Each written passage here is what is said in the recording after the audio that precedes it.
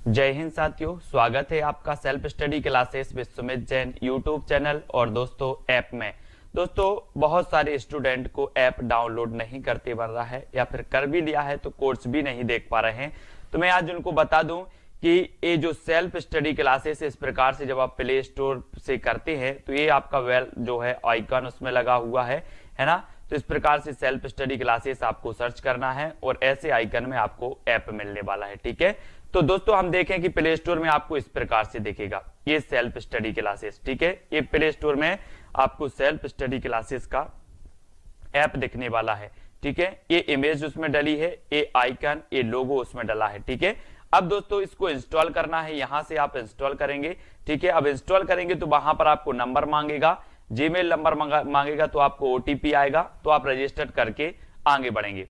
तो साथियों स्टार्ट हो चुका है आज का ये सेशन। सभी लोग वीडियो को एक बार लाइक कर देंगे। दोस्तों आज हम पढ़ने वाले हैं आधुनिक काल, और आधुनिक काल में दोस्तों आज हम पढ़ेंगे भारतेंदु युग को। आपको पता है कि हिंदी साहित्य का जो आधुनिक काल है उसकी जो शुरुआत होती है वो भारतेंदु युग से होती है। ठीक है, तो सभी लोग तैयार हैं तो जल्दी से एक बार वीडियो को लाइक कर देंगे, वीडियो को अपने मित्रों तक शेयर कर दें। सभी लोग आ जाएं और स्टार्ट होता है आज का इस सेशन। साथियों हम रोज 9 बजे यहां पर अपन पढ़ते हैं। आप जूनियर टेट एग्जाम की तैयारी कर रहे हैं या फिर दोस्तों आप तैयारी कर रहे हैं TGT PGT exam, super TET exam की, तो हिंदी साहित्य आपके लिए दोस्तों यहां पर बहुत बढ़िया तरीके से पढ़ाया जाएगा।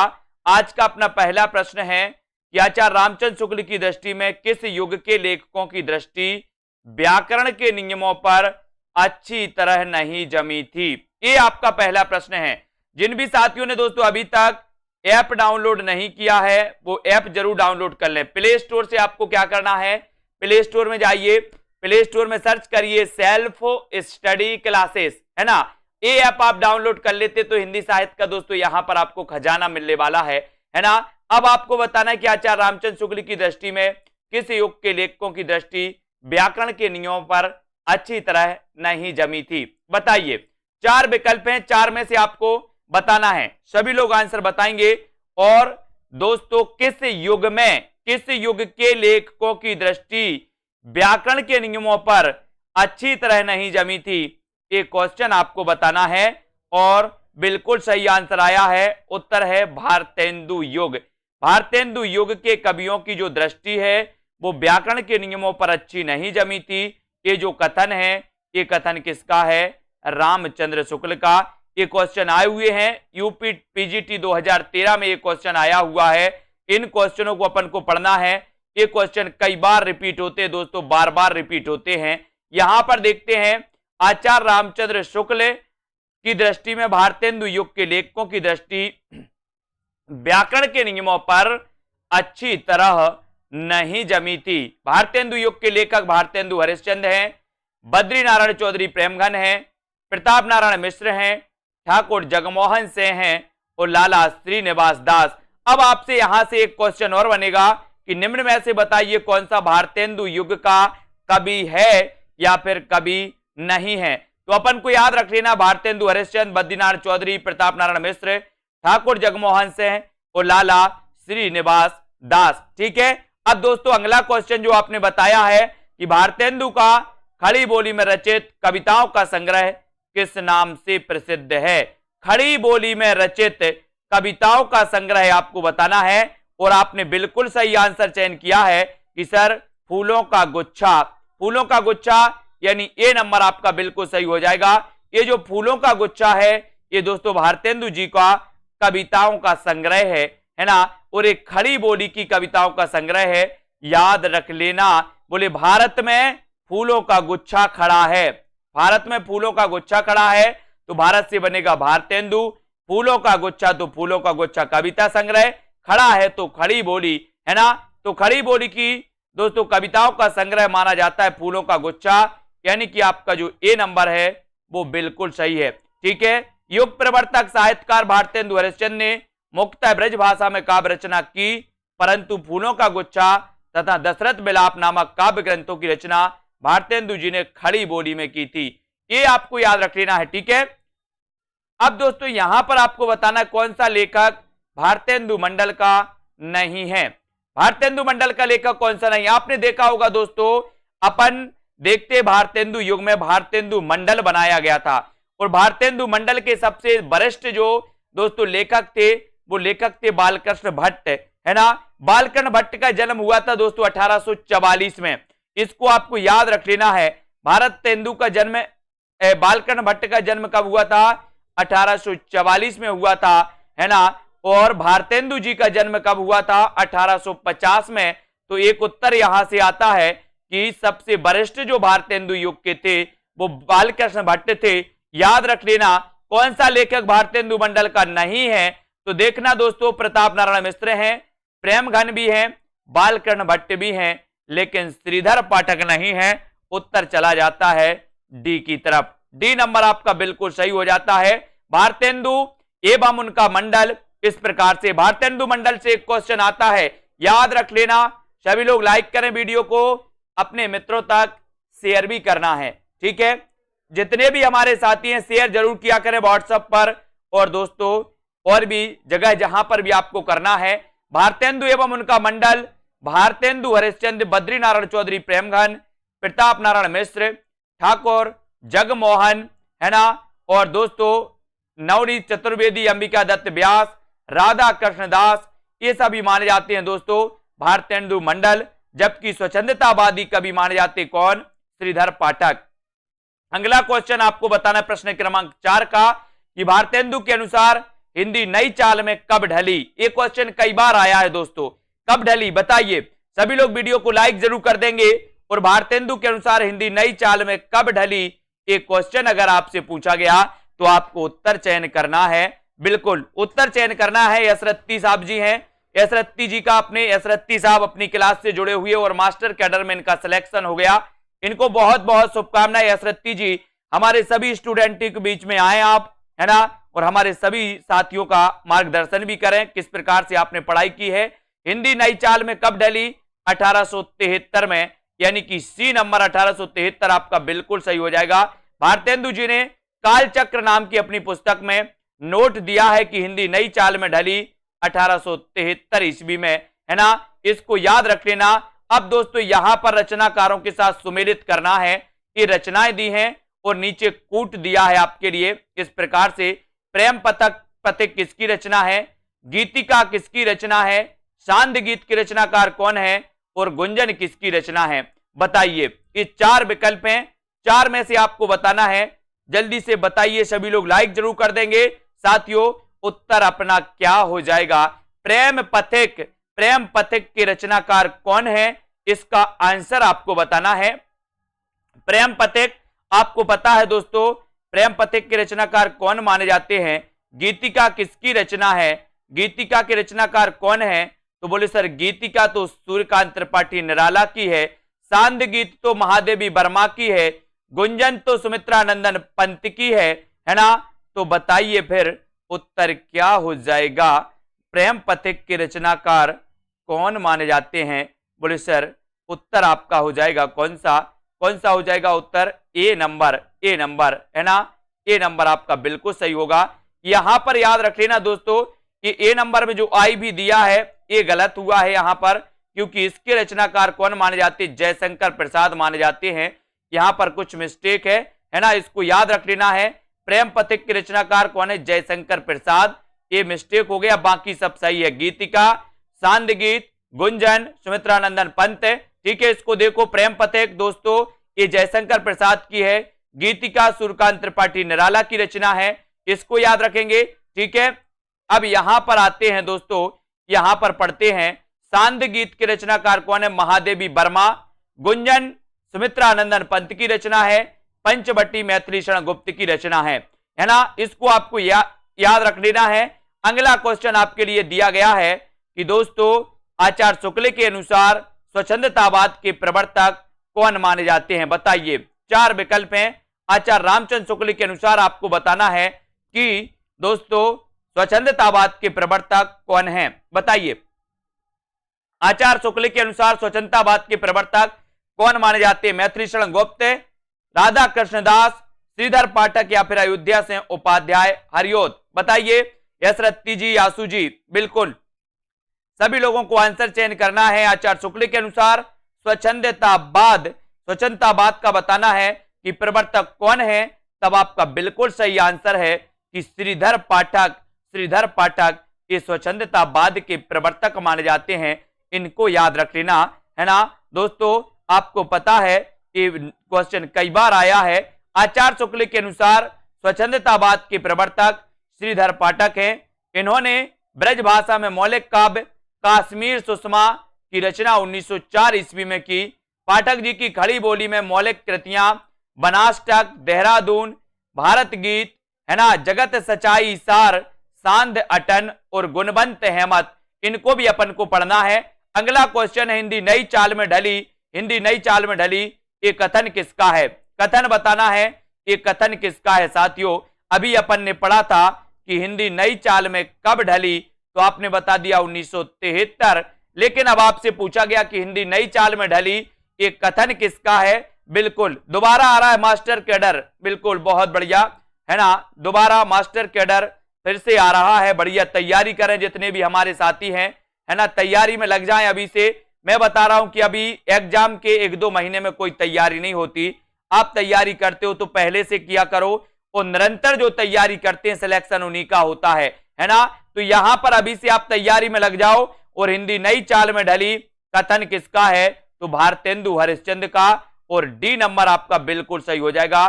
भारतेंदु हरिश्चंद्र, हिंदी नई चाल में ढली ये कथन भारतेंदु जी का है ना। और भारतेंदु हरिश्चंद्र का जन्म 1850 ईस्वी में काशी में हुआ। इनके द्वारा रचित 70 काव्य कृतियां हैं, इनको याद रख लेना। भक्ति सर्वस्व, प्रेम मालिका, कार्तिक स्नान, बैसाख महात्म, प्रेम सरोवर और प्रेम माधुरी, ये रचनाएं भी आपको याद रख लेना है दोस्तों। अगला क्वेश्चन आपको बताना है कि आधुनिक काल के साहित्य की सबसे बड़ी विशेषता क्या है? आधुनिक काल के साहित्य की ये आपको बताना है। मात्र गद्य में उत्कृष्ट कृतियां की रचना हुई, गद्य को साहित्य के सशक्त माध्यम के रूप में प्रतिष्ठित किया, या नवगीतों में संगीत के तत्वों को पिरोना, या फिर दोस्तों भावुकता कथनों को प्रश्रय प्रदान करना। ये आप बताएंगे कि आधुनिक काल के साहित्य की सबसे बड़ी विशेषता क्या है, बताइए। उत्तर इसका राइट चयन करना है रवि जी, और राइट आंसर है कि गद्य को साहित्य के सशक्त माध्यम के रूप में प्रतिष्ठित करना, ये दोस्तों आधुनिक काल की सबसे बड़ी विशेषता मानी जाती है। गद्य को साहित्य के रूप में सशक्त माध्यम के रूप में प्रतिष्ठित करना, ये आधुनिक काल की सबसे बड़ी विशेषता मानी जाती है मनीष जी, है ना। और दोस्तों जिन भी साथियों को एडमिशन लेना है, जूनियर टेट वालों को, जिन भी साथियों को दोस्तों एडमिशन लेना है वो एडमिशन ले सकते हैं। अगला क्वेश्चन है आधुनिक हरिश्चंद्र द्वारा संपादित पत्रिका का सही नाम क्या है? दोस्तों ये जो कोर्स है मात्र हिंदी साहित्य का विस्तृत अध्ययन, हिंदी साहित्य का ट्रिकी वीडियो, ठीक है, हिंदी साहित्य के लिए दोस्तों आपका टॉपिक वाइज टेस्ट, हिंदी व्याकरण का कोर्स, ये सारा कोर्स आपको मात्र 1200 रुपए में उपलब्ध है दोस्तों अभी। तो सेल्फ स्टडी क्लासेस को आप डाउनलोड करें। और दोस्तों जिनको एडमिशन लेना है मास्टर कैडर वालों को, है ना, यूपी टीजीटी पीजीटी वालों को, जूनियर टेट वालों को, वो ले सकते हैं और अपनी तैयारी को बहुत अच्छा कर सकते हैं। अब अगला क्वेश्चन है कि भारतेंदु हरिश्चंद्र द्वारा संपादित पत्रिका का सही नाम बताना है। सही नाम क्या है दोस्तों? बाला बोधनी, बाला प्रबोधनी, बाल प्रबोध, या फिर बाल विनोद, बताइए। भारतेंदु हरिश्चंद्र द्वारा संपादित जो पत्रिका है इसका सही नाम क्या है? राइट आंसर प्रश्न क्रमांक 9 में आपको चयन करना है और भारतेंदु हरिश्चंद्र द्वारा संपादित पत्रिका का सही नाम बताना है। और सही नाम बताने के लिए बोला गया तो ये दोस्तों महिलाओं से संबंधित पत्रिका थी और इस पत्रिका का नाम क्या था? बाला बोधनी। क्या था? वाला बोधनी। यानी जो आपने ए नंबर लगाया सुनीता देवी जी, वो बिल्कुल सही है, वाला बोधनी पत्रिका। ऐसा भी क्वेश्चन पूछा जाता है कि दोस्तों बाला बोधनी पत्रिका निम्न में से बताइए कौन सी पत्रिका महिलाओं से संबंधित थी? तो महिलाओं से संबंधित पत्रिका थी कौन सी? बाला बोधनी, है ना। और भारतेंदु हरिश्चंद्र द्वारा संपादित पत्रिका का सही नाम है वाला बोधनी। 1968 ईस्वी में कवि वचन सुधा, है ना, इसको याद रख लेना दोस्तों। 1973 में हरिश्चंद्र मैगजीन तथा 1984 में बाला बोधनी पत्रिका निकाली। ये क्वेश्चन कई बार आ चुके हैं दोस्तों कि निम्न में से बताइए कौन सी पत्रिका दोस्तों किसने नहीं निकाली, भारतेंदु जी ने नहीं निकाली। तो अपन क्या याद रखेंगे कि कवि बच्चन सुधा है ना, और दोस्तों 1968 में कवि बच्चन सुधा, 73 में हरिश्चंद्र मैगजीन है ना, बाला बोधनी 1984, इनको अपन को याद रख लेना है। बिल्कुल थ्योरी पढ़ाते हैं, पेड कोर्स में थ्योरी भी पढ़ाते हैं, यहां अपना यही चलता है दोस्तों। इस क्लास में अपन प्रैक्टिस करते हैं और पेड क्लास में थ्योरी भी पढ़ते हैं और वहां पर आपके ट्रिकी वीडियो भी आते हैं। किसने 1873 ईस्वी में हरिश्चंद्र मैगजीन की स्थापना की थी, बताइए 1873 में। और यहां पर अपन पहले भी पढ़ चुके हैं कि सर 1873 में हरिश्चंद्र मैगजीन की जो स्थापना की थी वो किसने की थी, भारतेंदु जी ने। भारतेंदु यानी बी आपका बिल्कुल सही है। बाला बोधनी 1984, कवि बच्चन सुधा 1968, 1973 में दोस्तों हरिश्चंद्र मैगजीन। इन चीजों को आप लोग याद रखिए, ये हमेशा पूछी जाती हैं। अब यहां पर आते हैं दोस्तों, हरिश्चंद्र ने 1873 में हरिश्चंद्र मैगजीन की स्थापना की। यह पत्र भारतेंदु युग का मुख्य पत्र माना जाता है। मोस्ट इंपोर्टेंट क्वेश्चन यहां से बनता है, आपसे पूछा जाता है कि निम्न में से बताइए कौन सा भारतेंदु युग का मुख्य पत्र माना जाता है। तो दोस्तों इसको आपको याद रख लेना है कि जो हरिश्चंद्र मैगजीन है, इसको हरिश्चंद्र मैगजीन को भारतेंदु युग का मुख्य पत्र माना जाता है। याद रख लेना सभी लोग, इसका पहले पहल हरिश्चंद्र पत्रिका नाम का बाद में परिवर्तित हो गया। इसके अतिरिक्त भारतेंदु जी ने कवि बच्चन सुधा 1868 है ना, 1868 है दोस्तों, यहां पर ये 1968 दिया है, वो 1868 है, ठीक है। इसको अपन को याद रख लेना है ना। बाला बोधनी 1874, ये गड़बड़ दिया है, यहां पर सन गड़बड़ हो गया है, ठीक है। 1874 है क्योंकि 1850 में तो जन्म हुआ था भारतेंदु का और 1885 में मृत्यु हो गई थी। तो ये 1868, 1873 है ना, और दोस्तों 1884, इनको आप सुधार लेना। ये चारों वहां पर थोड़ा सा मिस्टेक हो गया है, यहां पर अपन एक बार और देख लेते हैं। यहां पर देखो ये थोड़ा सा यहां मिस्टेक हो गया, 1968 लिख गया, 1973 लिख गया है ना, 1884, ये 1868 है, ये 1873 है, ये 1884 है। इसको आपको नोट्स कर लेना, ठीक है, ये सुधार लेना, क्योंकि जन्म आपका भारतेंदु हरिश्चंद्र का हुआ था है ना। भारतेंदु हरिश्चंद्र का जो जन्म हुआ था वो हुआ था 1850 में है ना, इसलिए इन्होंने 1868 में निकाली थी कवि बच्चन सुधा। 1873 में निकाली थी दोस्तों, इनने कौन सी निकाली थी, हरिश्चंद्र मैगजीन है ना। और दोस्तों 1884 में निकाली थी इन्होंने बाला बोधनी। इसको याद रख लेना। अगला बताना है आपको यहां पर, हिंदी साहित्य के इतिहासकार 1850 से 1900 ईस्वी के काल को किस नाम से अभिहित करते हैं, ये बताना है आपको। बताइए, हिंदी साहित्य के इतिहासकार 1850 ईस्वी से 1950, बताइए काल को किस नाम से अभिहित करते हैं। द्विवेदी युग के, भारतेंदु युग, शुक्ल युग या फिर छायावादी युग।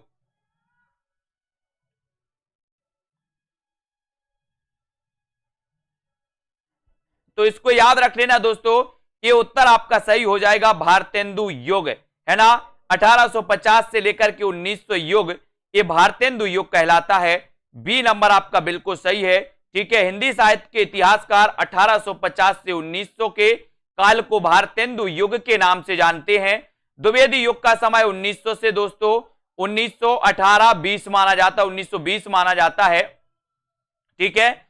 1918 से 36 ये छायावाद युग का है, और दोस्तों 1936 से 43 जो होता है वो प्रगतिवाद का होता है ना। इनको आपको याद रख लेना है दोस्तों, ये 1918 से 36 ये छायावाद माना जाता है। अगला क्वेश्चन आपकी स्क्रीन पर है, भीतर भीतर सब रस चूसे, हंसे हंस के तन मन धन मुंह से, पंक्ति किस कवि की है, बताइए। भीतर भीतर सब रस चूसे, हंस हंस के तन मन धन मुंह से, ये पंक्ति किस कवि की मानी जाती है, प्रियंका जी है ना। ये चार विकल्प में से अपन को चयन करना है। मीना जी, कल्पना जी बताइए। भीतर भीतर सब रस चूसे, हंस हंस के तन मन धन मुंह से, ये पंक्ति किसकी है? और 12 का आंसर आपने चयन किया है कि सर ये भीतर भीतर सब रस चूसे, हंस हंस के तन मन धन मुंह से, ये भारतेंदु जी की पंक्ति है ना। हिंदी साहित्य के संदर्भ में नव जागरण के अग्रदूत, निज भाषा उन्नति है सब अन्नति को मील, को बीज मंत्र मानने वाले, वल्लभ संप्रदाय में दीक्षित, उर्दू में रसा उपनाम से कविता करने वाले भारतीय हरिश्चंद्र, 70 काव्य ग्रंथों की रचना की इन्होंने। और इसके प्रमुख काव्य ग्रंथ हैं इनके विजयनी विजय वैजंती, है ना, दशरथ विलाप, फूलों का गुच्छा, भारत शिक्षा, रिपुनाष्टक, प्रबोधनी, प्रात समीरन। ये पूछी जाती हैं दोस्तों। ये रसा उपनाम से भी लिखते थे भारतेंदु। वल्लभ संप्रदाय में ये दीक्षित थे, यानी कि कृष्ण भक्त थे। कौन? वल्लभाचार्य। इन्होंने कहा था निज भाषा उन्नति है सब उन्नति को मूल। ये दोस्तों है ना, बिन निज भाषा ज्ञान के मिटे नाही को सूल। ये इन्होंने भारतेंदु जी ने पंक्ति दी थी। ये पंक्ति भी आपको याद रखना है। अगला क्वेश्चन है कि भारतेंदु ने जिस प्रकार हिंदी गद्य की भाषा का परिष्कार किया, उसी प्रकार काव्य की ब्रज भाषा का भी इस पंक्ति के लेखक कौन माने जाते हैं? ये आपको बताना है। उत्तर बताएंगे। उत्तर क्या हो जाएगा? फिर से पंजाब मास्टर कैडर आ रहा है। एक और पंजाब मास्टर कैडर का एग्जाम देंगे यशरत्ती जी, है ना। भारतेंदु ने जिस प्रकार हिंदी गद्य की भाषा का परिष्कार किया, उसी प्रकार काव्य की ब्रज भाषा का भी इस पंक्ति के लेखक हैं। इस पंक्ति के लेखक कौन माने जाते हैं? रामचंद्र शुक्ल माने जाते हैं, राम कुमार वर्मा माने जाते हैं, या फिर दोस्तों बताइए शिवदान सिंह चौहान या फिर रामविलास शर्मा माने जाते हैं? ये आंसर आपको बताना है। सभी लोग बताएंगे, जल्दी से बताएं उत्तर क्या हो जाएगा। उत्तर बताना है और उत्तर बिल्कुल सामने है आपके। बोले सर रामचंद्र शुक्ल, उत्तर तो आपने ही बता दिया, है ना। भारतेंदु ने जिस प्रकार हिंदी गद्य की भाषा का परिष्कार किया, उसी प्रकार काव्य की ब्रजभाषा का। तो ये आंसर तो आपके सामने था। उद्धव शतक में कितने छंद हैं बताइए?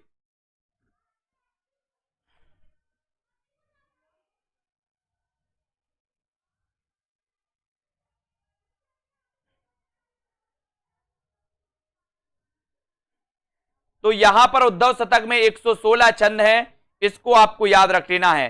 कितने छंद हैं? 116 छंद। यानी कि आपका जो ए नंबर है वो बिल्कुल सही हो जाएगा। ए नंबर आपका बिल्कुल सही हो जाएगा। ठीक है, ए नंबर 116। उद्धव शतक में 116 छंद हैं। उद्धव शतक जगन्नाथ दास रत्नाकर की प्रसिद्ध कृति है। इसको आपको याद रख लेना है। ठीक है, और दोस्तों आगे बढ़ते हैं। आगे जो अपना है यहां पर अंग्रेजी विद्वान पोप के एसे ऑन क्रिटिसिज्म का रोला छंद में समालोचना दर्श शीर्षक से इन्होंने अनुवाद किया। ये तो खैर ठीक है। अगला क्वेश्चन आपको बताना है, गोल्ड स्मिथ की कृति ट्रेवलर का हिंदी अनुवाद किसने किया? गोल्ड स्मिथ की, बहुत बढ़िया प्रश्न है। गोल्ड स्मिथ की कृति ट्रेवलर का हिंदी अनुवाद किसने किया बताइए? बिल्कुल सही है। यहां पर दोस्तों आपको एक चीज सुधारनी है। एक चीज सुधारनी है, 1868 सुधार लो, है ना, और 1873 और 1874 ये आप सही कर लेना, है ना। एक कवि बच्चन सुधा 1868, 1873 में हरिश्चंद्र चंद्रिका और 1874 में बाला बोधनी। ये आप सही कर लेना इसको, है ना। 1884 नहीं है, ये 1874 है ना। 1868, 1873 और 1874 इसको आप लोग सही कर लेना। ठीक है, और यहां पर गोल्ड स्मिथ की कृति ट्रेवलर का अनुवाद किसने किया? तो किया है श्रीधर पाठक ने, है ना। ये चीज को आप लोग सुधार लें। ठीक है, कहीं मिस्टेक होती तो दोस्तों कमेंट में जरूर लिखा करें और उसको अपन क्लास के दौरान ही सही कर लेंगे, है ना। 1868 में दोस्तों कवि बच्चन सुधा, 1873 में हरिश्चंद्र चंद्रिका, है ना, हरिश्चंद्र मैगजीन, और 1874 में बाला बोधनी। ये समय लिख लो आप अगर आप नोट्स कर रहे हो तो। 1868, 73 और 74। ये बाला बोधनी दोस्तों 74 है, 84 नहीं है। ठीक है, इसको सुधार के लिखना। गोल्ड स्मिथ की दोस्तों कृति ट्रेवलर का हिंदी अनुवाद श्रांत पथिक नाम से खड़ी बोली में श्रीधर पाठक ने गोल्ड स्मिथ के अन्य ग्रंथ हर्मिट का एकांतवासी योगी तथा डिटर्जेंट विलेज का उजड़ ग्राम नाम से अनुवाद किया। ये क्वेश्चन पूछे जाते हैं। कैसे पूछे जाएंगे आपसे कि गोल्ड स्मिथ की कृति ट्रेवलर का हिंदी अनुवाद श्रीधर पाठक ने किस नाम से किया? तो आप बताओगे श्रांत पथिक के नाम से। ठीक है, खड़ी बोली में। ठीक है, गोल्ड स्मिथ के अन्य ग्रंथ हर्मिट का एकांतवासी योगी नाम से। ठीक है, डिटर्जेंट विलेज का उजड़ ग्राम नाम से। ये तीन पूछे जाते हैं, तीनों क्वेश्चन पूछे जाते हैं, इसको याद रख लेना। कैसे कैसे? गोल्ड स्मिथ का दोस्तों ट्रेवलर का श्रांत पथिक नाम से। ठीक है, खड़ी बोली का गोल्ड स्मिथ का के अन्य ग्रंथ में दोस्तों हर्मिट का एकांतवासी योगी नाम से, डिटर्जेंट विलेज का उजड़ ग्राम नाम से। इसको सभी लोग दोस्तों याद कर लेंगे। यहां से एक क्वेश्चन आपका बन जाता है, एक क्वेश्चन आपका आता है, इसको सभी लोग याद करेंगे। अगला क्वेश्चन है, त्रिशूल किसका उपनाम था? त्रिशूल किसका उपनाम था बताइए? त्रिशूल किसका उपनाम था? सभी लोग लिखेंगे, बताइए किसका उपनाम था दोस्तों त्रिशूल? त्रिशूल किसका उपनाम था? आपको बताना है, चयन करना है सभी लोगों को।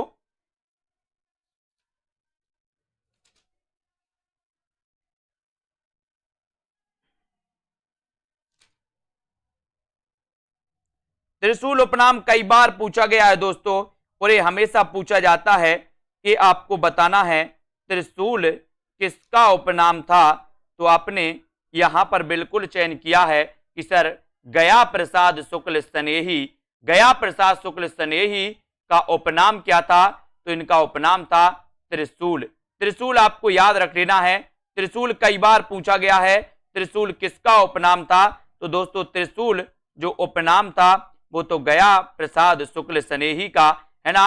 गया प्रसाद शुक्ल स्नेही का उपनाम त्रिशूल था। ये श्रृंगारिक कविताएं स्नेही उपनाम से लिखा करते थे, याद रख लेना। और दोस्तों राष्ट्रीय भावनाओं की कविताएं त्रिशूल उपनाम से लिखा करते थे। ठीक है, अब अगला क्वेश्चन आपको बताना है कि ब्रज कोकिल के नाम से कौन जाना जाता है? ब्रज कोकिल के नाम से आपको चयन करना है, चयन करिए फटाक से। ब्रज कोकिल के नाम से कौन जाना जाता है? सभी लोग चयन करेंगे।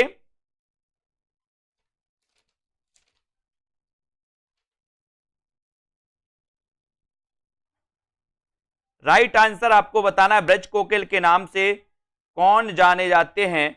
और यहां पर आपका बिल्कुल सही आंसर है, बोले सर सत्यनारायण कविरत्न। कौन जाने जाते हैं? ब्रज कोकिल के नाम से जो जाने जाते हैं सत्यनारायण कविरत्न जाने जाते हैं। और उत्तर चला जाता है आपका बी नंबर। ठीक है, बी आपका बिल्कुल सही है। ब्रज कोकिल के नाम से प्रसिद्ध कवि सत्यनारायण कविरत्न है। इनकी समस्त रचनाओं का संकलन बनारसीदास चतुर्वेदी ने हृदय तरंग से प्रकाशित कराया। इनकी प्रसिद्ध रचना है भ्रमर दूत। एक कई बार पूछा गया कि भ्रमर दूत की रचनाकार कौन है? तो आपको बताना है भ्रमर दूत के रचनाकार माने जाते हैं दोस्तों कौन माने जाते हैं? सत्यनारायण कविरत्न। प्रेम कली भी इनकी रचना है, प्रेम कली और भ्रमर दूत। याद रख लेना। जिन भी साथियों को दोस्तों अभी तक आपने ऐप डाउनलोड नहीं किया, सेल्फ स्टडी क्लासेस ऐप जरूर डाउनलोड करें। और यहां पर दोस्तों अपन प्रतियोगिता भी अपनी आयोजित की जाती हैं, बहुत सारी चीजें, टेस्ट भी आपको मिलते हैं। भारतेंदु युग के नाटककार बताना है, नाटककार कौन है? भारतेंदु युग के नाटककार कौन है? श्रीनिवास दास, प्रसाद, हरिकृष्ण प्रेमी या फिर वृंदावन लाल वर्मा? बताइए।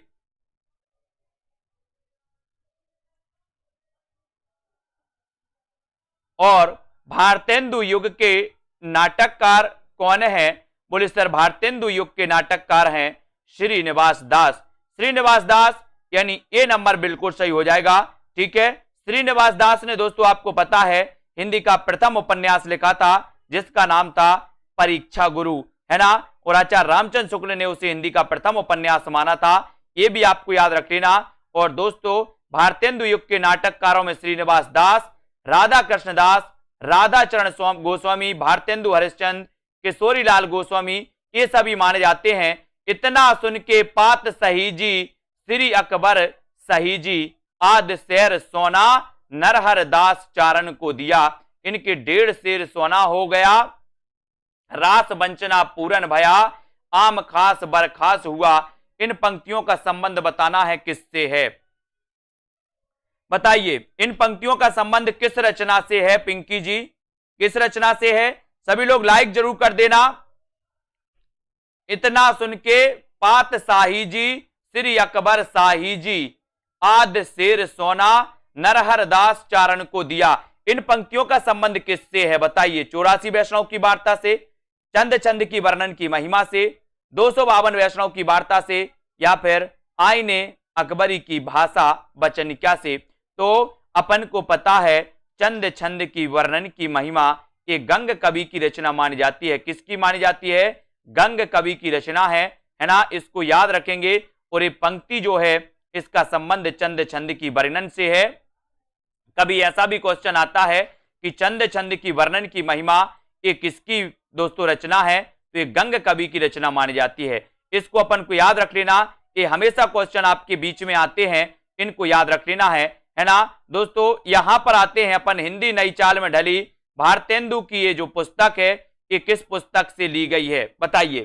किस पुस्तक से ली गई है?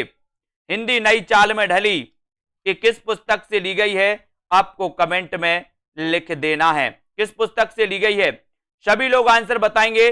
वीडियो को लाइक जरूर करें, शेयर करें, और जिन भी साथियों को दोस्तों, जिन भी साथियों को ऐप डाउनलोड नहीं किया है वो सभी लोग ऐप डाउनलोड करें, सेल्फ स्टडी क्लासेस। और जो भी साथी हमारे जूनियर टेट एग्जाम की तैयारी कर रहे हैं, जो भी साथी हमारे टीजीटी पीजीटी की तैयारी कर रहे हैं, वो चाहते कि हम ट्रिक से पढ़ें, बहुत अच्छे से पढ़ें, तो हिंदी नई चाल में ढली भारतेंदु की ये युक्ति ले गई है दोस्तों, काल चक्र। बोले वो काल था जब हिंदी नई चाल में ढली थी, है ना। अब तो बोले हिंदी का काल है ना। काल था वो, काल था तो काल चक्र, बोले काल चक्र था। बोले सर हिंदी जब नई चाल में ढली थी, हिंदी नई चाल में ढली भारतेंदु जी की यह पंक्ति 1873 में प्रकाशित काल चक्र पुस्तक में से ली गई। इन्होंने नारद भक्ति सूत्र का तदीय सर्वस्व एवं सांडिल्य भक्ति सूत्र का भक्ति सूत्र बेजंती शीर्षक से अनुवाद किया। अगला क्वेश्चन आपकी स्क्रीन पर है, भारतेंदु जी ने किस पत्रिका का संपादन किया? 4 विकल्प हैं, 4 में से आपको चयन करना है। सभी लोग इसका बताएंगे किस पत्रिका का संपादन किया भारतेंदु जी ने। राइट आंसर क्या हो जाएगा साथियों? किस पत्रिका का संपादन किया भारतेंदु जी ने बताइए?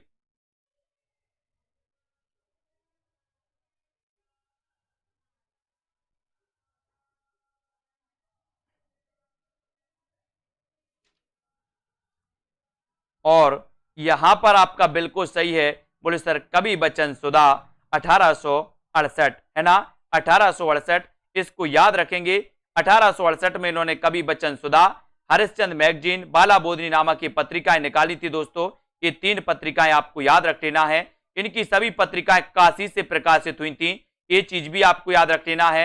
मर्यादा का भी इन्होंने संपादन किया, मर्यादा का संपादन कृष्णकांत मालवीय तथा माधुरी का संपादन दुलारी लाल भार्गव ने किया था, ये भी याद रख लेना।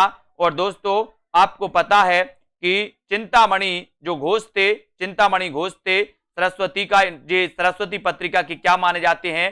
संस्थापक माने जाते हैं, है ना। सरस्वती पत्रिका के प्रथम संपादक कौन थे? आपने बताया, आपको पता होगा, श्याम सुंदर दास, है ना। ये प्रथम संपादक थे सरस्वती पत्रिका के, है ना। और दोस्तों फिर बने थे कौन? महावीर प्रसाद द्विवेदी। लेकिन जो सरस्वती पत्रिका के संस्थापक थे चिंतामणि घोष, है ना। ये याद रख लेना। कभी कभी पूछा जाता है कि सरस्वती पत्रिका के संस्थापक कौन थे, तो संस्थापक आपको लगाना है दोस्तों, संस्थापक में चिंतामणि घोष, है ना। फिर पूछा जाता है कि सरस्वती पत्रिका के प्रथम संपादक कौन थे, तो श्याम सुंदर दास। फिर पूछा जाता है कि महावीर प्रसाद द्विवेदी कब संपादक बने, तो 1903 में, है ना। सबसे पहले 81 से प्रकाशित हुई थी पत्रिका सरस्वती पत्रिका, उसके बाद दोस्तों प्रयाग से, याद रख लेना, ठीक है। समस्या पूर्ति किस युग की विशेषता है, तो यह है भारतेंदु युग की, भारतेंदु युग की विशेषता है समस्या पूर्ति। और ए नंबर आपका बिल्कुल सही हो जाता है। भारतेंदु युग में समस्या पूर्ति एक पर्याप्त लोकप्रिय काव्य पद्धति थी। कवियों की प्रतिभा, रचना कौशल परखने के लिए कवि गोष्ठियां और कवि समाजों में कठिन कठिन विषयों पर समस्या पूर्ति कराई जाती थी। तो समस्या पूर्ति ये क्वेश्चन मोस्ट इंपॉर्टेंट है और ये भारतेंदु युग की विशेषता मानी जाती है, इसको याद रख लेना। अभी तक साथियों अगर आपने self study classes app download नहीं किया है तो ऐप डाउनलोड करें। हर रोज मैं एक दोस्तों योजना बना रहा हूं कि हर रोज 20 प्रश्नों का एक साहित्य का टेस्ट फ्री होगा सबके लिए रोज, है ना। तो इस प्रकार से मैं देखता हूं किस प्रकार से दोस्तों, है ना, जल्दी से सभी लोग बताएं उत्तर क्या हो जाएगा। सभी लोग बताएंगे भारतेंदु ने अधिकतर किस भाषा में काव्य की रचना की है? संस्कृत भाषा में, ब्रज भाषा में, या फिर हिंदी भाषा में, या फिर पाली भाषा में? बताइए भारतेंदु ने अधिकतर किस भाषा में काव्य की रचना की? इसका उत्तर बताना है संदीप जी, विजय लक्ष्मी जी बताइए। प्रश्न क्रमांक 23 और 23 में आपने जो उत्तर बताया है तो उत्तर हो जाएगा आपका ब्रज भाषा। भारतेंदु ने अधिकतर किस भाषा में काव्य रचना की है? तो वो की है ब्रज भाषा में, है ना। रवि जी ब्रज भाषा यानी बी नंबर आपका बिल्कुल सही हो जाएगा। बी जिन्होंने बताया भारतेंदु ने अधिकतर जो ब्रज भाषा में काव्य की रचना की है दोस्तों, उन्होंने ब्रज भाषा के अप्रचलित शब्दों को छोड़कर उसके परिष्कृत रूप को अपनाया। ये आपको याद रख लेना दोस्तों। ये इनकी जो रचनाएं हैं वो प्रेम मालिका, प्रेम माधुरी, प्रेम तरंग, प्रेम प्रलाप, ये कई बार पूछी जाती हैं। प्रेम मालिका, प्रेम माधुरी, है ना, और प्रेम तरंग, प्रेम प्रलाप। ठीक है, आपको प्ले स्टोर में सर्च करना है self study classes, self study classes सभी लोग सर्च कर लेंगे, है ना। और यहां पर आपको बताना है निम्नलिखित में से कौन सा लेखक भारतेंदु मंडल का नहीं है? बताइए भारतेंदु मंडल का कौन सा नहीं है? ये सभी लोग बताएंगे। उत्तर क्या हो जाएगा सोनू सिंह जी? 24 का उत्तर, 24 का सभी लोगों को आंसर चयन करना है। कौन सा लेखक भारतेंदु मंडल का नहीं माना जाता? भारतेंदु मंडल आपको बहुत अच्छे से पढ़ना है और भारतेंदु मंडल का लेखक कौन सा नहीं है? तो 4 विकल्प बताना है। नंदलाल जी बताइए। प्रश्न क्रमांक 24 सुनीता जी, शिल्पा जी, और 24 में राइट आंसर चला जाता है राजा लक्ष्मण सिंह, यानी कि आपका डी नंबर भारतेंदु मंडल के ये दोस्तों नहीं माने जाते और डी आपका बिल्कुल सही है। प्रताप नारायण मिश्र 1856, है ना। बद्री नारायण चौधरी प्रेमघन 1855, बालकृष्ण भट्ट 1844, ठीक है।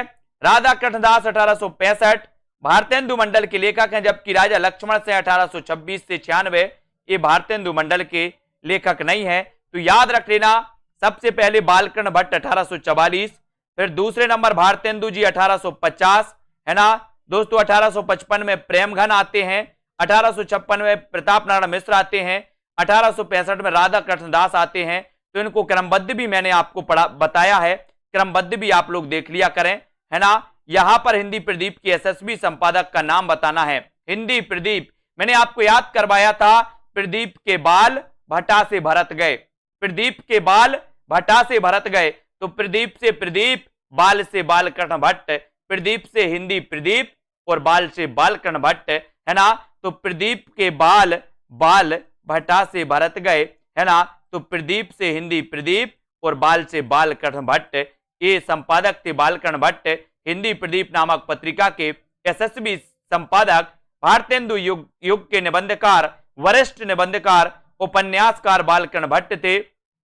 नूतन ब्रह्मचारी, एक अजान, 100 अजान, एक सुजान, 100 अजान, एक सुजान इनके उपन्यास हैं। नूतन ब्रह्मचारी कई बार पूछा गया और 100 अजान, एक सुजान मैंने याद करवाया था। बोले 100 अजान, एक सुजान उपन्यास किसका है? तो मैंने आपको याद करवाया था बहुत अच्छे से। कैसे याद करवाया था? बोले सर ऐसा क्या था सुजान में कि 100 अजान, एक सुजान। मैंने कहा सुजान के बाल बहुत अच्छे थे, बाल बहुत अच्छे थे। तो ये रचना किसकी होगी? बालकृष्ण भट्ट की, बालकृष्ण भट्ट की। इसको याद रख लेना दोस्तों। नूतन ब्रह्मचारी भी इन्हीं का है। अगला क्वेश्चन, नव जागरण का अग्रदूत हिंदी के किस लेखक को कहा जाता है? नए जागरण के अग्रदूत किसे कहा जाता है? सभी लोग लाइक जरूर कर देंगे। हमारे सभी मित्र सेल्फ स्टडी क्लासेस ऐप जरूर डाउनलोड कर लें। अभी दोस्तों आपके लिए कोर्स चल रहा है ना। लाइव क्लासें आदिकाल से स्टार्ट हुई हैं। जिनको अभी कोर्स को परचेस करना है तो वो अभी ऐप में एडमिशन ले सकते हो दोस्तों। कोर्स में हिंदी साहित्य, हिंदी व्याकरण के जहां पर आपको बहुत बढ़िया टेस्ट भी करवाए जाते हैं और बढ़िया तरीके से अध्ययन करवाया जाता है। नवजागरण का अग्रदूत हिंदी के किस लेखक को कहा जाता है? उत्तर चला जाता है भारतेंदु हरिश्चंद्र। भारतेंदु हरिश्चंद्र यानी कि बी नंबर आपका बिल्कुल सही है। आपके सामने है, स्क्रीन पर है आपके, भारतेंदु युग का कौन सा कवि पुष्टि मार्ग में दीक्षित था? ये आंसर आपको बताना है। तो 4 विकल्प हैं, 4 में से सभी लोग आंसर बताएंगे। 27 का आंसर हमें बताना है कि कौन सा पुष्टि मार्ग में दीक्षित था, बताइए। बालकृष्ण भट्ट थे। कल आपका ये चैलेंज प्रश्न था साथियों, और यहां पर आपको लिखना है पुष्टि मार्ग में दीक्षित था तो कौन था? बालकृष्ण भट्ट थे, भारतेंदु हरिश्चंद्र, प्रेमघन, या फिर दोस्तों प्रताप नारायण मिश्र। कौन थे? 4 विकल्प हैं। भारतेंदु युग का कौन सा कवि पुष्टि मार्ग में दीक्षित था, ये क्वेश्चन आपको बताना है। और दोस्तों 4 में से आपने जो चयन किया है ना, स्तुति जी, रविंद्र, अनुपम जी, बहुत बढ़िया आंसर आप लोगों ने बताया है कि सर भारतेंदु युग का जो कवि था, कौन से कवि थे? भारतेंदु हरिश्चंद्र। ये पुष्टि मार्ग में दीक्षित हुए, पुष्टि मार्ग में दीक्षित हुए, यानी आपका बी नंबर बिल्कुल सही हो जाएगा। ठीक है। हिंदी साहित्य के आधुनिक काल के प्रथम चरण में भारतेंदु युग के अन्य विषयों के साथ साथ परंपरागत भक्ति काव्य, विशेष रूप से कृष्ण भक्ति काव्य की रचना हुई। युग प्रवर्तक कवि भारतेंदु हरिश्चंद्र बल्लभ संप्रदाय के पुष्टि मार्ग में दीक्षित हुए। इसके पहले दोस्तों अपन ने बल्लभ संप्रदाय पढ़ा था। बल्लभ संप्रदाय के जो प्रवर्तक थे वो कौन थे? बल्लभाचार्य थे। ठीक है। आपने देखा कि बल्लभाचार्य ने पुष्टि मार्ग की स्थापना की थी। बल्लभाचार्य ने पुष्टि मार्ग की स्थापना की थी। ये क्वेश्चन कई बार आया है कि पुष्टि मार्ग की स्थापना किसने की थी, तो आपका उत्तर होता बल्लभाचार्य। ठीक है। और आपने सूरदास का नाम सुना होगा। सूरदास जी के गुरु भी कौन थे?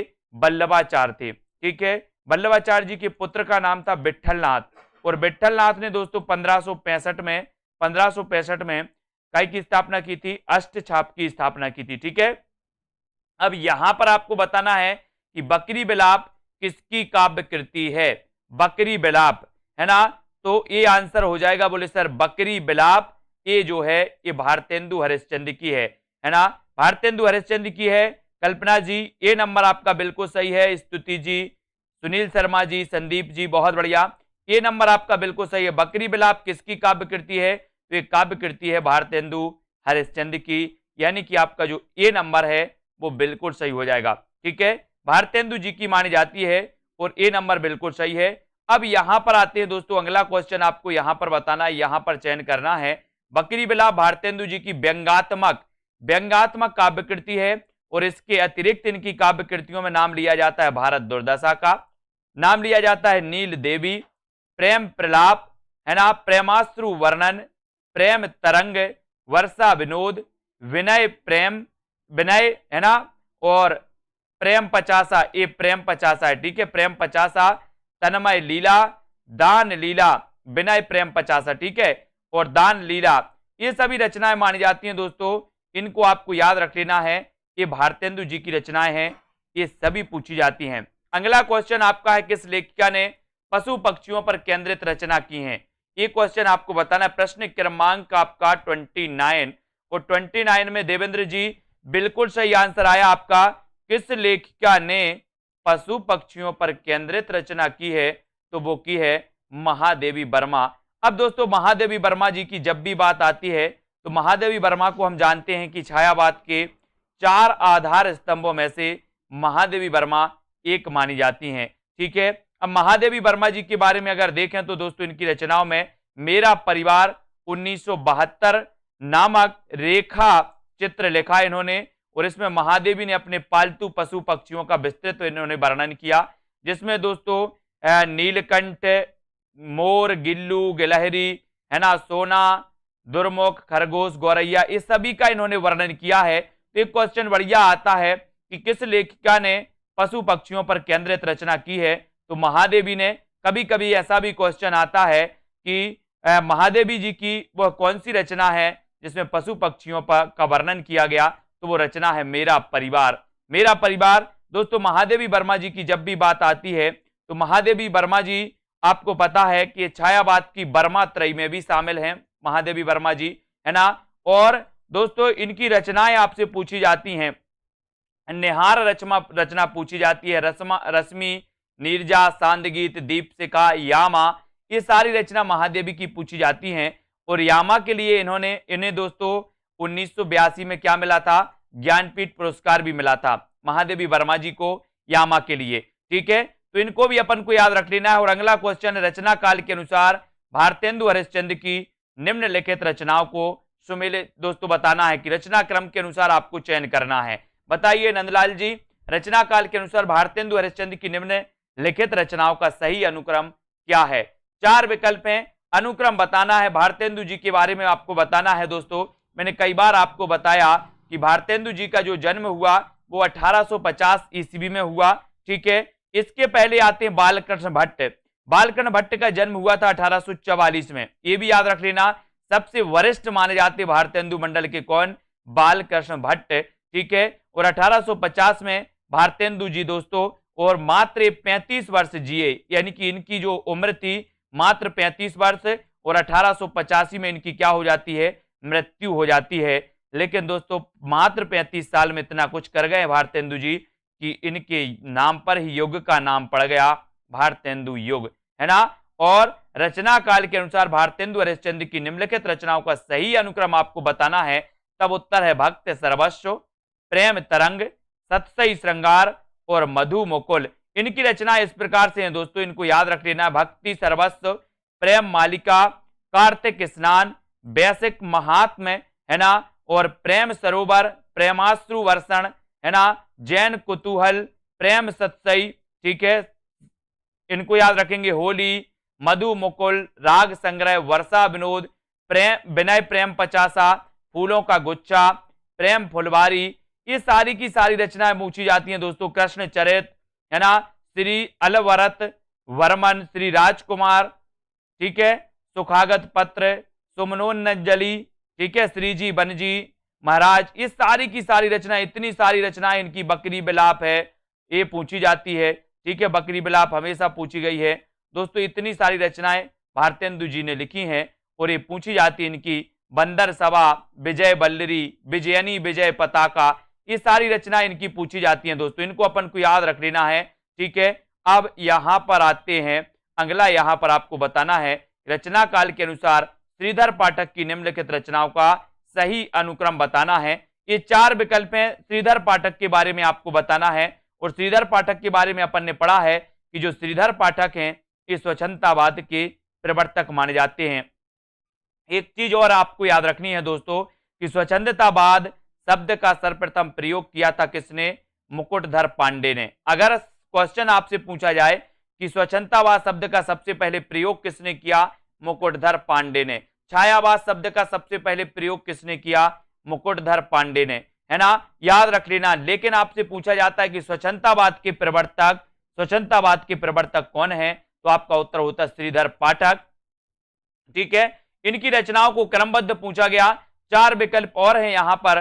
4 विकल्प में दोस्तों आपका उत्तर बिल्कुल सही है, बी नंबर का, है ना, बी नंबर का सही है। इनकी रचनाओं में देखें, इनकी रचनाओं को यहां पर हम देख लेते हैं। और यहां पर एकांतवासी योगी, उजड़ ग्राम, श्रांत पथिक, सांध अटन, ये इनकी मानी जाती है दोस्तों। लेकिन एक बार हम इनकी रचनाओं की ओर ध्यान देंगे। इनकी रचनाओं में, श्रीधर पाठक की रचनाओं में दोस्तों इनकी रचनाएं है मनोविनोद, है ना, हिमालय, एकांतवासी योगी। कई बार पूछा गया एकांतवासी योगी के रचनाकार कौन है? तो श्रीधर पाठक। जगत सच्चाई सार, उजड़ ग्राम, है ना, गुणवंत, हेमंत और श्रांत पथिक, ऋतु सहार, कश्मीर सुषमा, वनाष्टक, देहरादून, स्वर्गीय वीणा, है ना, धन विजय, सांध अटन, भारत गीत आदि, ये सभी रचनाएं मानी जाती हैं। इनको आपको याद रख लेना है दोस्तों। ये रचनाएं श्रीधर पाठक की हैं जो कि स्वच्छंदतावाद के प्रवर्तक माने जाते हैं।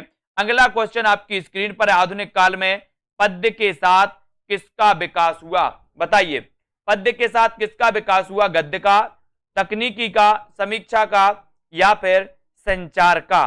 कुरैशी जी, आधुनिक काल में पद्य के साथ किसका विकास हुआ? 4 विकल्प हैं। पद्य के साथ साथ किसका विकास हुआ, ये भी आपको उत्तर बताना है। और विकल्प आपके सामने हैं, सभी लोग चयन करेंगे। आधुनिक काल में पद्य के साथ किसका माना जाता है? लिखिए जल्दी से, आंसर क्या हो जाएगा आपका? पद्य के साथ किसका विकास हुआ? ये उत्तर आपको चयन करना है। उत्तर आपका क्या हो जाएगा? 4 विकल्प हैं, बढ़िया प्रश्न है। आधुनिक काल में पद्य के साथ किसका विकास हुआ, ये उत्तर आपको बताना है। और आपका राइट आंसर चला जाता है विकल्प नंबर ए की तरफ कि सर आधुनिक काल में पद्य का विकास तो हुआ, लेकिन पद्य के साथ साथ गद्य का भी विकास हुआ, है ना। आधुनिक काल में गद्य के साथ, पद्य के साथ गद्य का विकास हुआ, बल्कि गद्य के अंतर्मुखी विकास को देखकर आचार्य शुक्ल ने इसे गद्य काल की संज्ञा दे दी है। ठीक है, गद्य काल की संज्ञा दी थी ना, दी थी आचार्य शुक्ल ने आधुनिक काल को, है ना। तो यहां पर देखो, हिंदी आलोचना का इतिहास कौन से काल से माना जाता है? हिंदी आलोचना, ऐसा भी कई बार पूछा गया है, हिंदी आलोचना का इतिहास कौन से काल से माना जाता है? भक्ति काल से माना जाता है, या फिर दोस्तों आदिकाल, वीरगाथा काल, या आधुनिक काल से माना जाता है? हिंदी आलोचना का इतिहास आपको बताना है। 4 विकल्प हैं। आधुनिक काल में क्वेश्चन हमेशा पूछे जाते हैं जो आपको बहुत अच्छे से पढ़ना है। बताइए, हिंदी आलोचना का इतिहास कौन से काल से माना जाता है? प्रश्न क्रमांक 33 और 33 में आपने बिल्कुल सही आंसर चयन किया है और राइट आंसर है आपका आधुनिक काल। आधुनिक काल यानी डी नंबर जो है वो बिल्कुल सही है। हिंदी आलोचना का इतिहास कौन से काल से माना जाता है? आधुनिक काल से। हिंदी आलोचना का इतिहास आधुनिक काल से माना जाता है और हिंदी आलोचना की शुरुआत 19वीं सदी के उत्तरार्ध में भारतेंदु से मानी जाती है।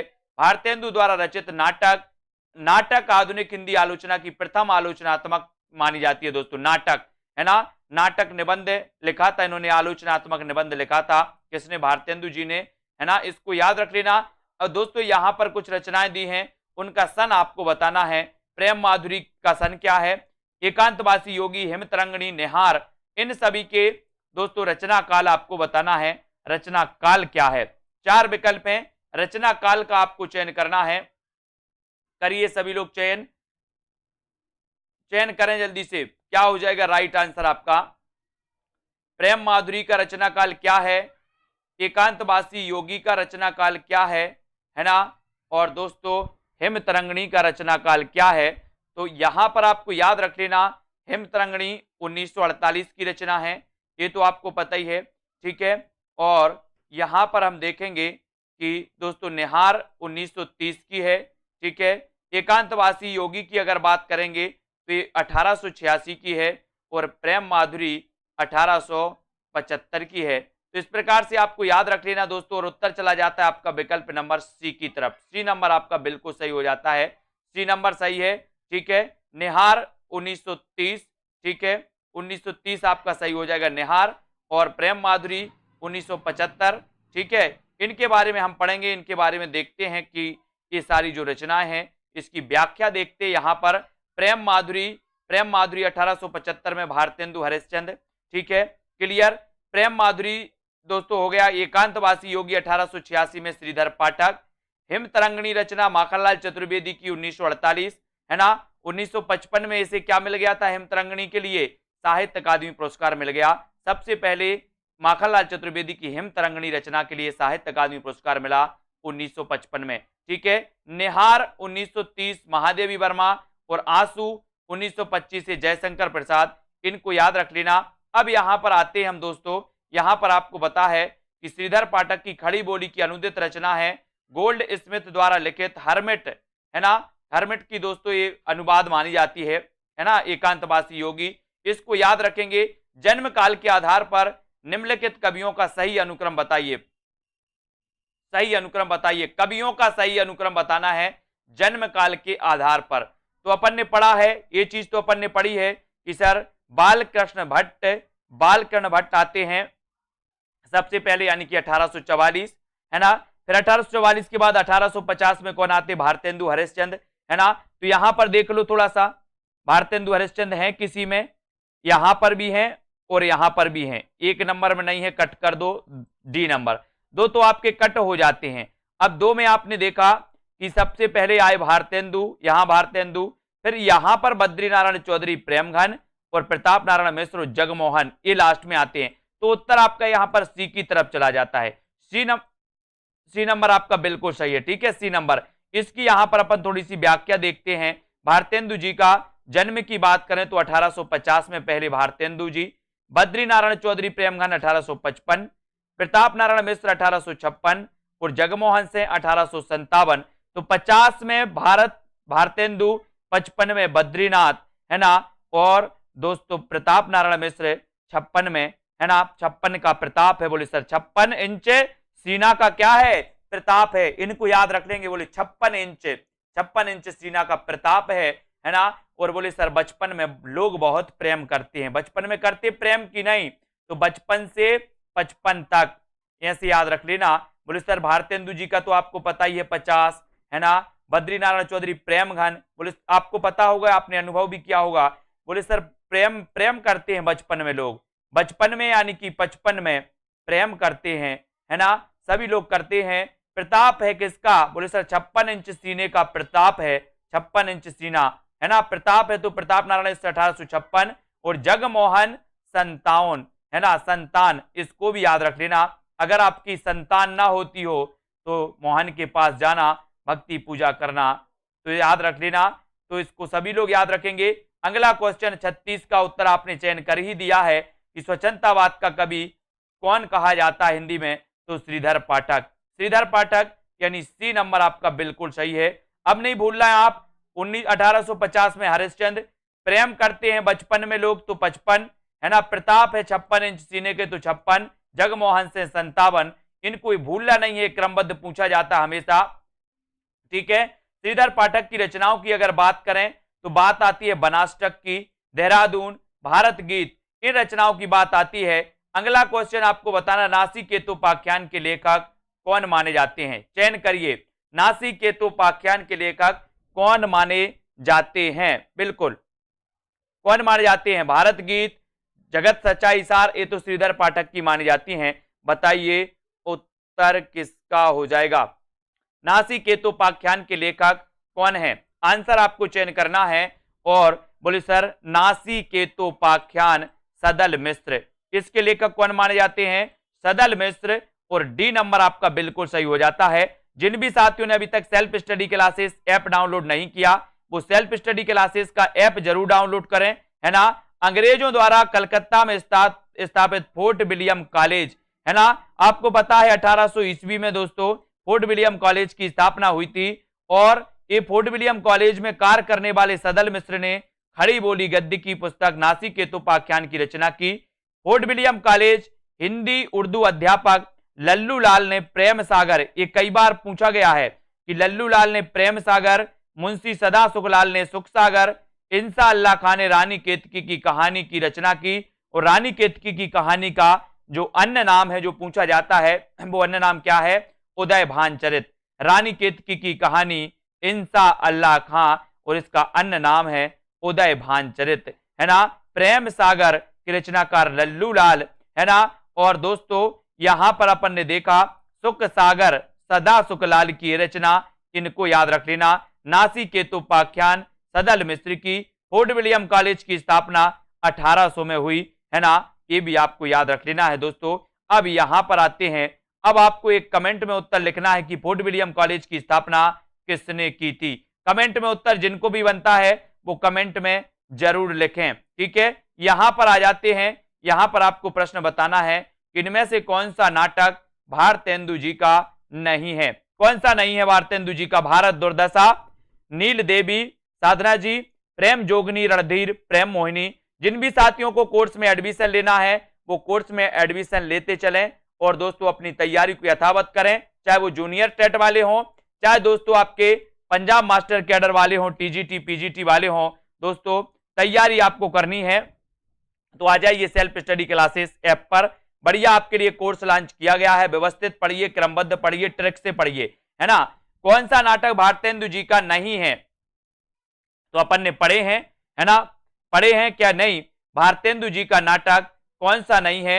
नील देवी तो है, भारत दुर्दशा है, प्रेम जोगनी है, रणधीर प्रेम मोहिनी नहीं है। रणधीर प्रेम मोहिनी ये नाटक दोस्तों याद रख लेना, ये किसका है? ये है श्रीनिवास दास का। श्रीनिवास दास का माना जाता है दोस्तों रणधीर प्रेम मोहिनी। इसको याद रखेंगे। रणधीर प्रेम मोहिनी नाटक भारतेंदु हरिश्चंद्र का नहीं, बल्कि ये किसका है, लाला श्रीनिवास दास का है। इनके अन्य नाटक दोस्तों ताप्ता संवरण, संयोगिता स्वयंवर, है ना, किसके, श्रीनिवास दास के, ये भी आपको याद रख लेना। और दोस्तों भारत दुर्दशा, नील देवी और प्रेम जोगनी भारतेंदु हरिश्चंद्र के नाटक माने जाते हैं। अगला क्वेश्चन आपकी स्क्रीन पर है, सुख सागर की रचना किसने की, बताइए। सदल मिश्र ने की, लल्लू लाल, इंसा अल्लाह खां या फिर सदा सुखलाल ने। दोस्तों ये तो आपको पता ही है, हाँ बिल्कुल, बहुत बढ़िया। ये जो रणधीर प्रेम मोहिनी है, ये दोस्तों प्रथम दुखांत नाटक माना जाता है। आपसे कभी पूछा जाए कि हिंदी का प्रथम दुखांत नाटक कौन सा है, तो आपको बताना श्रीनिवास दास का रणधीर प्रेम मोहिनी। Very good. सुख सागर की रचना किसने की, बताइए। सदल मिश्र ने, लल्लू लाल ने, इंसा अल्लाह खां या फिर सदा सुखलाल ने सुख सागर की रचना। और बोले सर सुख सागर की रचना सुख सागर और सदा सुखलाल, सुखलाल, ठीक है। भारतेंदु पूर्व हिंदी गद्य के 4 और नायकों की निम्नलिखित रचनाएं हैं, जिसमें सुख सागर, है ना, मुंशी सदा सुखलाल ने लिखा। इंसा अल्लाह खां, जिसे उदयभान चरित भी कहा जाता है, इस इंसा अल्लाह खां को रानी केतकी की कहानी, है ना, याद रख लेना। इनकी दोस्तों सॉरी, रानी केतकी की कहानी को उदयभान चरित कहा जाता है, इंसा अल्लाह खां की रचना है, याद रख लेना। और नासिकेतोपाख्यान सदल मिश्र और प्रेम सागर लल्लू लाल की रचना मानी जाती है।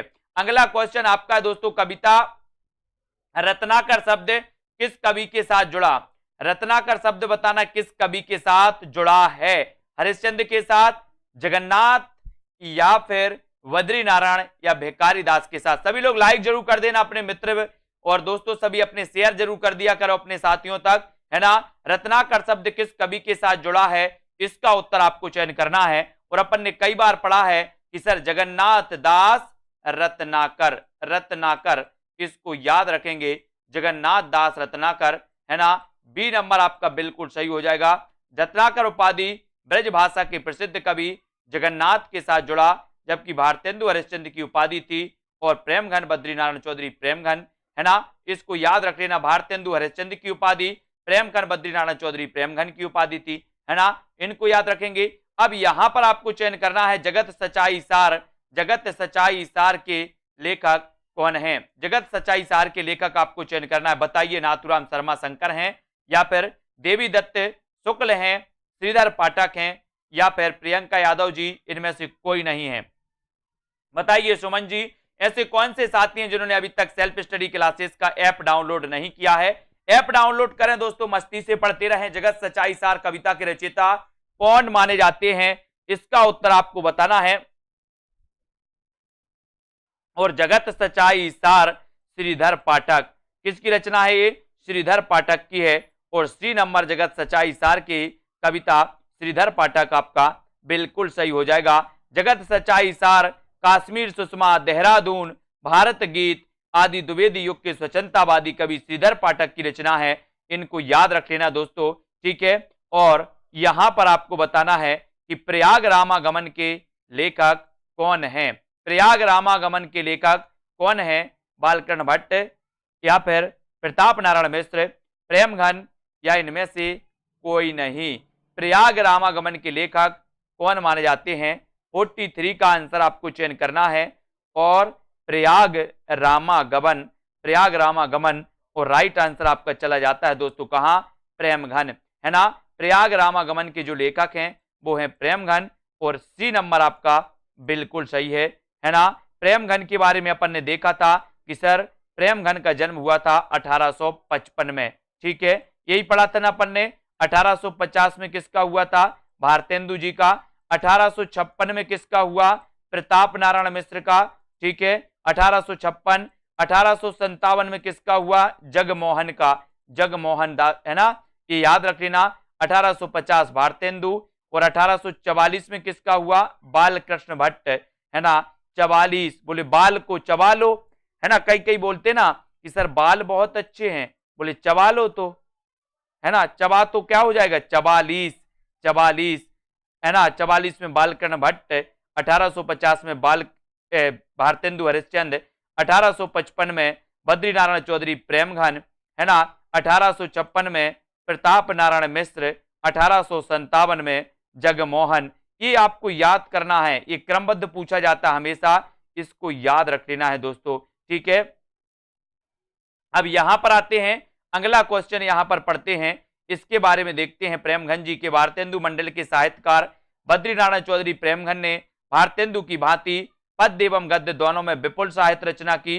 प्रयाग रामागमन, भारत सौभाग्य, जीर्ण जनपद, आनंद अरुणोदय, हार्दिक हर्षादर्श, मयंक महिमा, अलौकिक लीला, वर्षा बिंदु, ये भी आपको याद रख लेना है, ठीक है। और आर्याभिनंदन, स्वागत आदि प्रेमघन की प्रमुख रचनाएं हैं। प्रेमघन ने दोस्तों मासिक पत्रिका आनंद कादंबनी तथा दोस्तों हाँ साप्ताहिक पत्रिका नागरी नीरद का संपादन किया था। आनंद कादंबनी और नागरी नीरद, बोले सर नगर में आनंद का प्रेम है ना, याद रख लेना, प्रेममय आनंद है, नगर में प्रेममय आनंद है, तो नगर से नागरी नीरद है ना, आनंद से आनंद कादंबनी, प्रेम से प्रेमघन द्वारा संपादित मानी जाती हैं, याद रख लेना बिल्कुल। अंबिका दत्त व्यास का 1858, ये भी याद रख लेना, अंबिका दत्त व्यास 58 है ना, याद रखो। कली कौतिक रूपक के लेखक कौन है? कली कौतिक रूपक के लेखक आपको चयन करना है, प्रेमघन है, प्रताप नारायण मिश्र है, बालकन भट्ट हैं, या फिर इनमें से कोई नहीं। कली कौतुक रूपक के लेखक कौन माने जाते हैं? कली कौतुक। अब मैंने आपको याद भी करवाया था कि कली का प्रताप होता है, कली है ना, अपन देखते बोले सर फूल में कली खिली है, कली, और कली का बहुत प्रताप है ना, तो कली कौतुक के रचनाकार प्रताप नारायण मिश्र, क्योंकि प्रताप तो कली का ही है, और बी नंबर प्रताप नारायण मिश्र आपका सही हो जाता है। कली कौतुक नामक रूपक के लेखक भारतेंदु मंडल के लेखक प्रताप नारायण मिश्र है ना, ये माने जाते हैं दोस्तों। जुआरी खुआरी, कली प्रभाव, हटी हमीर, गो संकट, संगीत शाकुंतल आदि प्रताप नारायण मिश्र ब्राह्मण नामक पत्रिका के संपादक थे। ब्राह्मण के क्या थे? प्रताप नारायण मिश्र। बोले सर ब्राह्मणों का बहुत प्रताप है, ब्राह्मणों का पूजा पाठ में बहुत प्रताप होता है ना, अपन ने देखा है ब्राह्मणों का प्रताप होता है, इसलिए ब्राह्मण पत्रिका के संपादक कौन है? प्रताप नारायण मिश्र है ना। हिंदी प्रदीप के संपादक कौन थे? बालकृष्ण भट्ट। आनंद कादंबनी और नागरी नीरद के कौन थे? तो आनंद कादंबनी और नागरी नीरद के कौन थे? प्रेमघन। इनको अपन को याद रख लेना है। 19वीं सदी के नव जागरण के दौरान किस पत्रिका ने हिंदी गद्य के विकास में योगदान दिया? 19वीं शताब्दी बताना है, 4 विकल्प हैं, 4 में से आपको चयन करना है, क्या राइट आंसर हो जाएगा? 19वीं सदी के नव जागरण के दौरान किस पत्रिका ने हिंदी गद्य के विकास में योगदान दिया?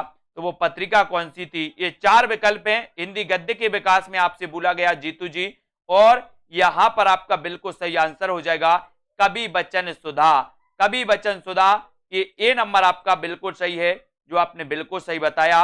19वीं सदी के जागरण के दौरान हिंदी गद्य के विकास में भारतेंदु हरिश्चंद्र द्वारा संपादित मासिक पत्रिका है ना कवि बचन सुधा, जिसका प्रकाशन हुआ था 1868 में है ना, ये अपन ने पढ़े थे 1868 में दोस्तों।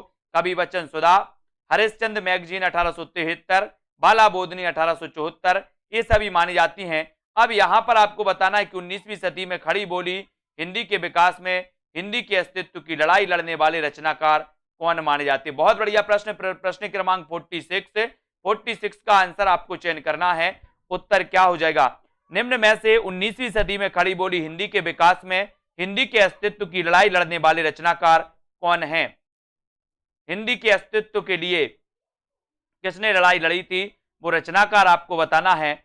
और प्रश्न क्रमांक 46 में सभी लोग लाइक जरूर कर देना, अपने मित्रों तक जरूर शेयर करें दोस्तों इस सेशन को। और राजा शिव प्रसाद सितारे हिंद, यानी आपका उत्तर सी बिल्कुल सही हो जाता है, ठीक है। ये दोस्तों अस्तित्व की लड़ाई लड़ने वाले थे राजा शिव प्रसाद सितारे हिंद है ना। 19वीं सदी में खड़ी बोली हिंदी के विकास में हिंदी के अस्तित्व की लड़ाई लड़ने वालों में प्रमुख थे राजा शिव प्रसाद सितारे हिंद, यानी कि दोस्तों आपका उत्तर सी नंबर बिल्कुल सही है। अगला क्वेश्चन आपकी स्क्रीन पर है, हिंदी नई चाल में ढली यह घोषणा किसने की? बताइए। प्रश्न क्रमांक 47 है ना। इन्हें अंग्रेज सरकार ने सितारे हिंदी की क्या दी थी दोस्तों?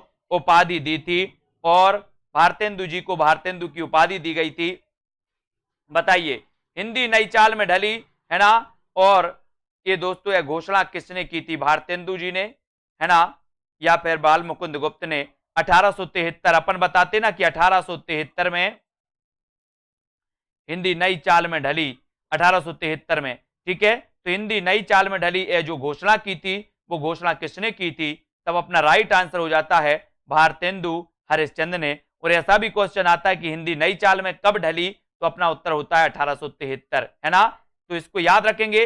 भारतेंदु ने अपनी पुस्तक काल चक्र, ये भी पूछा जाता है कि किस पुस्तक में भारतेंदु जी ने ये घोषणा की थी कि हिंदी नई चाल में ढली, तो वो पुस्तक थी काल चक्र। पुस्तक थी काल चक्र 1873 ईस्वी में। यह नोट दिया गया कि हिंदी नई चाल में ढली, इस नई हिंदी को हरिश्चंद्री हिंदी की संज्ञा दी गई। तो 1873 में हिंदी नई चाल में ढली, एक कई बार क्वेश्चन आया। और एक कालचक्र पुस्तक में घोषणा की, किसने घोषणा की? उत्तर हो जाता आपका भारतेंदु हरिश्चंद्र ने, ठीक है। बहुत बढ़िया। अगला क्वेश्चन यहां पर आते हैं, अगला प्रश्न अपन देखते हैं दोस्तों। हिंदी नई चाल में ढली यह कथन किस आधुनिक कालीन साहित्यकार का है? तो सेम क्वेश्चन कई बार पूछा गया तो ये भारतेंदु हरिश्चंद्र का, ठीक है, अपन ने पढ़ लिया, है ना। अगला क्वेश्चन है, बगियान बसंत बसेरो कियो बसिए तेही त्यागी तपाइन ना, और दिन काम कोतूहल के जो बने तिन बीच वियोग बुलाइए ना। बताइए ये पंक्ति किसकी है? 4 विकल्प हैं। जिन भी साथियों ने अभी एग्जाम पर दोस्तों यूट्यूब चैनल एग्जाम पार यूट्यूब चैनल दोस्तों सब्सक्राइब नहीं किया है, वो एग्जाम पार सर्च करेंगे यूट्यूब में एग्जाम पार, ठीक है। एग्जाम पार यूट्यूब चैनल हिंदी साहित्य ऐसे सर्च कर लेना। तो हिंदी साहित्य की एक लाइव क्लास आती है एग्जाम पार यूट्यूब चैनल में 10 बजे, है ना। उस क्लास को भी सभी लोग अटेंड करें, आपके लिए प्रैक्टिस करवाई जाती है, बढ़िया। तो वो भी आप पढ़ सकते हो। और यहां पर आपका बिल्कुल सही आंसर है कि बगियान बसंत बसेरो कियो बस ये ते ही त्याग तपाइए ना, दिन काम कुतूहल के जो बने तिन बीच वियोग बुलाइए ना, है ना। ये जो पंक्ति है ये बद्री नारायण चौधरी प्रेमघन यानी कि बी नंबर। और प्रेमघन का जन्म हुआ था 1855 में। प्रेमघन बोले सर 55, बचपन से लेकर 55 तक प्रेम तो ही करते हैं, है ना। और बचपन में प्रेम बहुत लोग करते हैं, बोले सर, है ना, बचपन बहुत अच्छा था, सब लोग प्रेम करते थे, आज तो सब लोग गुस्सा होते हैं, है ना। तो याद रखना यहां पर दी गई पंक्ति बगियान बसंत बसेरो कियो तिन बीच वियोग बुलाइए ना की रचनाकार बद्रीनारायण चौधरी प्रेमघन है। इनकी रचनाओं की बात करें तो जीर्ण जनपद, मयंक महिमा, वर्षा बिंदु, आनंद अरुणोदय, अलौकिक लीला, ये रचनाएं मानी जाती हैं दोस्तों किसकी? प्रेमघन की। जिनमें आनंद अरुणोदय कई बार पूछा गया, जीर्ण जनपद भी कई बार पूछी गई है ना, आनंद अरुणोदय, इसको याद रख लेना। साहित्य में नवजागरण का सूर्योदय करने वाले या साहित्यकार कौन है? बताइए। प्रश्न क्रमांक 50 में जिन भी साथियों ने दोस्तों अभी तक self study classes app download नहीं किया, वो ऐप डाउनलोड कर लें। और दोस्तों यहां पर हिंदी साहित्य का एक बढ़िया कोर्स आपको लॉन्च किया गया, जिसमें आपको विस्तृत अध्ययन, जिसमें आपको ट्रिकी वीडियो, जिसमें आपको लाइव क्लास है, टॉपिक वाइज टेस्ट भी आपको कराए जाते हैं, प्लस हिंदी व्याकरण भी उसमें रहता है। तो दोस्तों आज ही ज्वाइन करें कोर्स को। मात्र 1200 रुपए का एक कोर्स है, 1 साल की पूरी वैलिडिटी आपके लिए दी जाती है। 1 साल तक आप अनलिमिटेड बार पढ़ सकते हो, है ना। इसकी कोई समय सीमा नहीं कि आपको 2 बार 3 बार, अनलिमिटेड बार इसको पढ़ो और अध्ययन करो, ट्रिकी वीडियो देखो, टेस्ट भी लगाओ, है ना। दोस्तों ऑलरेडी 3 बैच स्टार्ट हैं हिंदी साहित्य के, 3 बैच हैं। और फर्स्ट बैच का कल टेस्ट है कहानी का टेस्ट है फर्स्ट बैच वालों का सुबह 8 बजे से। तो ध्यान रहे फर्स्ट बैच वाले जितने भी हमारे साथी हैं, साहित्य में नव जागरण का सूर्योदय करने वाले साहित्यकार कौन है? तो वो साहित्यकार माने जाते भारतेंदु हरिश्चंद्र। और बी नंबर आपका बिल्कुल सही हो जाता। सभी लोग लाइक जरूर करते जाइए। साहित्य में नवजागरण का सूर्योदय करने वाले साहित्यकार भारतेंदु हरिश्चंद्र हैं। और भारतेंदु को ही नवजागरण का अग्रदूत कहा गया। भारतेंदु जी अपने समय के प्रमुख नाटककार, व्यंग्यकार, कवि, आलोचक, पत्रकार सब कुछ थे। तो एक बार और मैं आपको बताऊंगा यहां पर दोस्तों, जब भारतेंदु युग में हम पढ़ते हैं, भारतेंदु मंडल के दोस्तों लेखकों के बारे में पढ़ते हैं, तो आपको याद रख लेना है कि बालकृष्ण भट्ट का जन्म हुआ था 1844 में। भारतेंदु जी का जन्म हुआ था दोस्तों 1850 में, ठीक है। फिर उसके बाद आते हैं दोस्तों 1855 में। 1855 में किसका हुआ? बद्रीनारायण चौधरी प्रेमघन का। 1856 में किसका हुआ? बोले 56 इंच का प्रताप है, तो प्रताप नारायण मिश्र, ठीक है। फिर 1857 में किसका हुआ? जगमोहन का हुआ, ठीक है। 1858 में किसका हुआ? 1858 में हुआ दोस्तों किसका? 1858 में हुआ वह अंबिका दत्त व्यास, है ना, अंबिका दत्त व्यास का, तो ये याद रख लेना। और 1865 में राधा कृष्ण दास का। तो इस प्रकार से ये दोस्तों अपने भारतेंदु मंडल के पूरे कवि थे, इनको अपन ने याद कर लिया। बालकर्ण भट्ट, भारतेंदु, है ना, और दोस्तों प्रेमघन, प्रताप नारायण मिश्र, जगमोहन और अंबिका दत्त व्यास, और दोस्तों 1865 में राधा कृष्ण दास। ये आपको क्रमबद्ध पूछा जाता है और यहीं से आपसे पूछा जाता है कि निम्न में से बताइए कौन सा ऐसा कवि है जो भारतेंदु मंडल का कवि नहीं था या फिर था। तो भारतेंदु मंडल के कवि बालकर्ण भट्ट, है ना, भारतेंदु हरिश्चंद्र, ठीक है, प्रताप नारायण मिश्र, और दोस्तों बद्री नारायण चौधरी प्रेमघन, जगमोहन, अंबिका दत्त व्यास और राधा कृष्ण दास। ये आपको याद रख लेना है। दोस्तों बहुत सारे स्टूडेंट को ऐप डाउनलोड नहीं करते बन रहा है या फिर कर भी लिया है तो कोर्स भी नहीं देख पा रहे हैं। तो मैं आज उनको बता दूं कि ये जो सेल्फ स्टडी क्लासेस इस प्रकार से जब आप प्ले स्टोर से करते हैं तो ये आपका वेल जो है आइकन उसमें लगा हुआ है ना। तो इस प्रकार से सेल्फ स्टडी क्लासेस आपको सर्च करना है और ऐसे आइकन में आपको ऐप मिलने वाला है, ठीक है। तो दोस्तों हम देखें कि प्ले स्टोर में आपको इस प्रकार से दिखेगा ये सेल्फ स्टडी क्लासेस, ठीक है। ये प्ले स्टोर में आपको सेल्फ स्टडी क्लासेस का ऐप दिखने वाला है, ठीक है। ये इमेज उसमें डली है, ये आइकन, ये लोगो उसमें डला है, ठीक है। अब दोस्तों इसको इंस्टॉल करना है, यहां से आप इंस्टॉल करेंगे, ठीक है। अब इंस्टॉल करेंगे तो वहां पर आपको नंबर मांगेगा, जीमेल नंबर मांगेगा, तो आपको ओटीपी आएगा, तो आप रजिस्टर करके आगे बढ़ेंगे।